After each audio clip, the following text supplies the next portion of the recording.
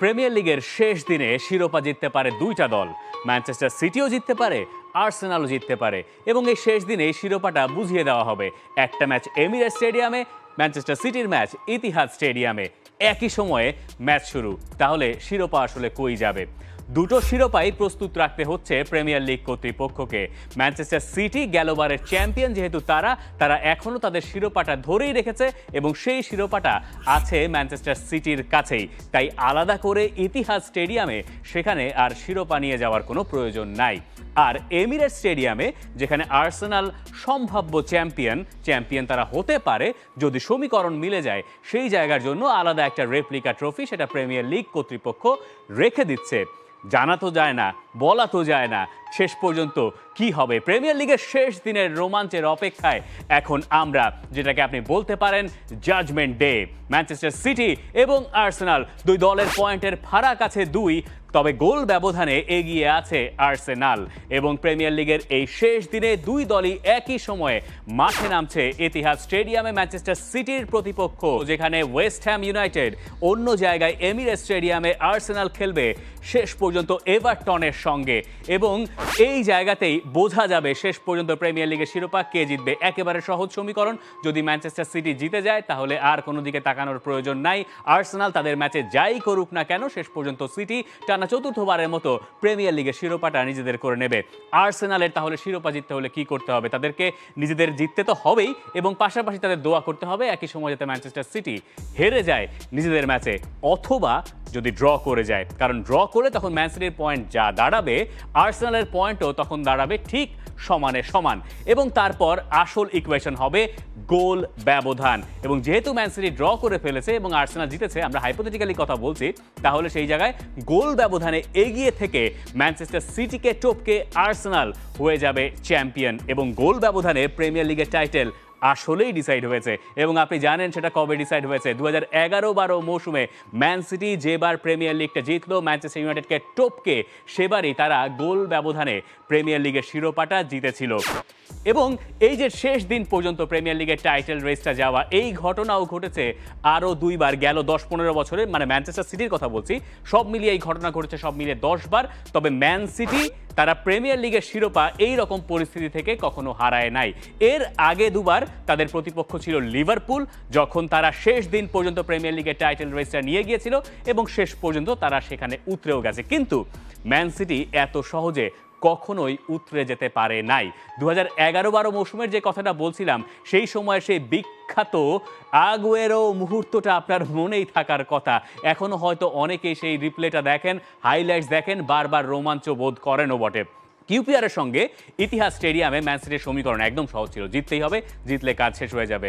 তারা শুরুতে লিডও নিয়েছিল, কিন্তু তারপর কুইন্স পার্ক রেঞ্জার্স সবাইকে অবাক করে দিয়ে সেই ম্যাচে লিড নেয় 2-1 গোলে। তারা প্রায় জিতে যাচ্ছিল, যেখানে অ্যাডিশনাল টাইমে গিয়ে প্রথমে এডিন জেকো, এরপরে গিয়ে সার্জিও আগুয়েরোর সেই বিখ্যাত মুহূর্ত ম্যানচেস্টার সিটিকে প্রিমিয়ার লিগ জিতিয়ে দিয়েছিল। আর এর পরে যে 2 বার লিভারপুলের সঙ্গে 1 পয়েন্টের ব্যবধানে ম্যানচেস্টার সিটি লিগ জিতে নিয়েছিল, সেই 2 বারও ম্যান সিটি এরকম শেষ দিনে এসে রোমাঞ্চ জমিয়ে এরপরে ম্যাচ জিতেছিল। প্রথমবার ব্রাইটনের সঙ্গে, এবং ওই ব্রাইটনের সঙ্গে তারা প্রথমে পিছিয়ে পড়েছিল, এরপরে যদিও তারা 4-1 গোলে ম্যাচ জিতেছিল। এরপরের ঘটনা 2021-22 মৌসুমে, যেবার লিভারপুল এবং ম্যান সিটি ওই 1 পয়েন্টের গ্যাপ নিয়ে তারা গেছে ফাইনাল ডেতে, যেখানে ম্যান সিটির প্রতিপক্ষ ছিল অ্যাস্টন ভিলা। এবং সেই ম্যাচে অ্যাস্টন ভিলা ম্যানচেস্টার সিটিকে 2-0 গোলে পিছিয়ে দিয়েছিল এবং শেষের 15 মিনিটে ইলকাই গুন্দোগানের জোড়া গোল পরে গিয়ে ম্যানচেস্টার সিটিকে ওই ম্যাচটা জেতাতে সাহায্য করেছিল। অর্থাৎ যাই ঘটুক আর নাই ঘটুক, এটা মোটামুটি নিশ্চিত যে শেষ দিনে আমরা একটা বড় ধরনের রোমাঞ্চ দেখতে যাচ্ছি প্রিমিয়ার লিগের টাইটেল রেসে। মিকেল আর্তেতার ক্ষেত্রে এই টাইটেল রেসটা আবার একটু অন্যরকম, ভিন্ন মাত্রার। যে 4টা দল এখন সমীকরণে আছে, সমীকরণ বলতে বোঝাতে চাইছি ম্যান সিটি আর ওয়েস্ট হ্যাম, তাই না? মানে ওয়েস্ট হ্যামের কিছু একটা করতে হবে, নইলে আর্সেনাল তো আসলে সেখানে খালি হাতেই ফিরবে, তারা যাই করুক আর নাই করুক। ওয়েস্ট হ্যামের ম্যানেজারকে ডেভিড মোয়েস তার শেষ ম্যাচটা খেলতে তো না, মানে ডাগ আউটে দায়িত্ব পালন করতে ওয়েস্ট হ্যামের হয়ে থাকবেন। এই ওয়েস্ট হ্যামের ম্যানেজার ডেভিড ময়েজের আন্ডারেই মিকেল আর্তেতা এভারটনে লম্বা সময় খেলেছেন, পরে গিয়ে সেখান থেকে তিনি আর্সেনালে যোগ দেন, যে আর্সেনালের কোচ তিনি হয়েছেন। আর্সেনালের কোচ হওয়ার আগে তিনি আবার ম্যান সিটির ডাগ আউটেও ছিলেন পেপ গুয়ার্দিওলার অ্যাসিস্ট্যান্ট কোচ হিসেবে। এই যে 4টা দলের কথা, আর্সেনালের ম্যাচ যেহেতু এভারটনের সঙ্গে, এই সবগুলো দলের সঙ্গে কোনো না কোনোভাবে মিকেল আর্তেতার একটা কানেকশন আছে। কিন্তু ম্যাচের আগের দিন ভদ্রলোক চাইছেন যাতে ওয়েস্ট হ্যাম কোচ ডেভিড মোয়েজ তার কাজটুকু অন্তত পক্ষে সহজ করে দেয় এবং তাতে আর্সেনাল এভারটনকে হারালেই চ্যাম্পিয়ন হয়ে যাবে, এরকম একটা ব্যাপার স্যাপার আর কি। তবে মিকেল আর্তেতা যতই আশা করুন না কেন, ঘরের মাঠে ম্যানচেস্টার সিটিকে হারানো বেশ কঠিন। 2022 সালের নভেম্বর মাসে সবশেষ তারা ঘরের মাঠে কোনো ম্যাচ হেরেছিল এবং এই সিজনেও তারা এখনো পর্যন্ত যে 18টা ম্যাচ খেলেছে ঘরের মাঠে, তার ভেতরে মাত্র 5টাতে তারা ড্র করেছে। আর শেষ পর্যন্ত যদি ম্যানচেস্টার সিটি আরও একবার লিগ জিতেই যায়, তাহলে গেল কয়েক বছরে প্রিমিয়ার লিগে একচ্ছত্র আধিপত্য যেটা ম্যান সিটি দেখিয়েছে, সেই লিস্টটা আরও বেশি বড় হয়। 2015-16 মৌসুমের পরে গিয়ে পেপ গার্দিওলা এসেছিলেন ইংল্যান্ডের ফুটবলে। প্রথমবার তিনি পারেন নাই, তৃতীয় হয়েছিলেন লিগে। এরপরে টানা 2বার চ্যাম্পিয়ন, লিভারপুলের কাছে একবার শিরোপা তিনি খুইয়েছিলেন। এরপরে টানা 4টা প্রিমিয়ার লিগ শিরোপা জেতার হাতছানি তার সামনে। 3টা তিনি জিতেছেন, 3টা জেতার রেকর্ড এর আগে ম্যানচেস্টার ইউনাইটেডেরও আছে, কিন্তু টানা 4টা প্রিমিয়ার লিগের শিরোপা জেতার রেকর্ড ইংল্যান্ডেই আর নাই। কোনো দল এই কাজ করতে পারে নাই। সেই কীর্তির সামনে পেপ গার্দিওলার ম্যানচেস্টার সিটি আরও একবার এই শেষ দিনের রোমাঞ্চে শেষ পর্যন্ত কি ঘটবে, আপনার কাছে সেই প্রেডিকশনটাই আগে থেকে জানতে চাই। তবে এই রোমাঞ্চর ভেতরে সবচেয়ে বড় একটা আলো কেড়ে নেবেন আসলে ইয়র্গেন ক্লপ, যিনি লিভারপুলের ম্যানেজার এবং শেষবারের মতো তাকে লিভারপুলের ডাগ আউটে দেখা যাবে। অ্যানফিল্ডে কিছুদিন ধরে আপনি হয়তো ইয়র্গেন ক্লপের ঠায় দাঁড়িয়ে থাকা ছবিগুলো দেখেছেন।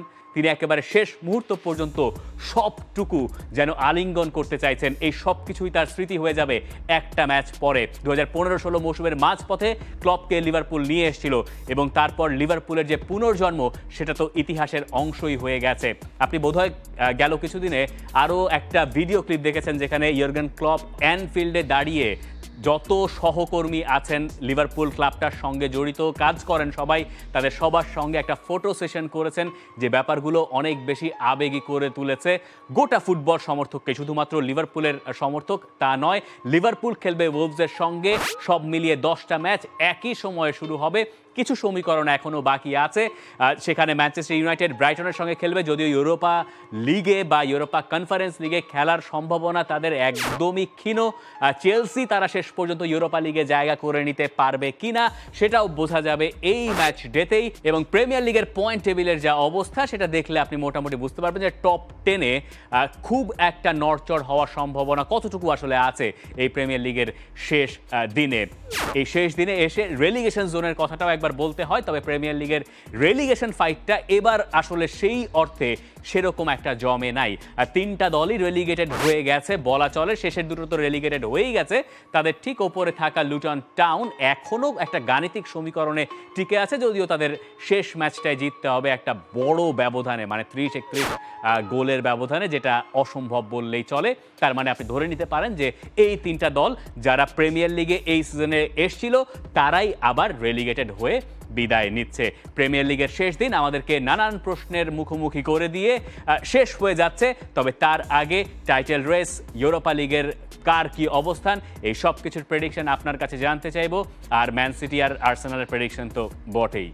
For more updates, subscribe to our YouTube channel and click on the bell icon. Follow us on Facebook and Instagram. Download T-Sports app to enjoy exciting games and highlights. Visit tsports.com.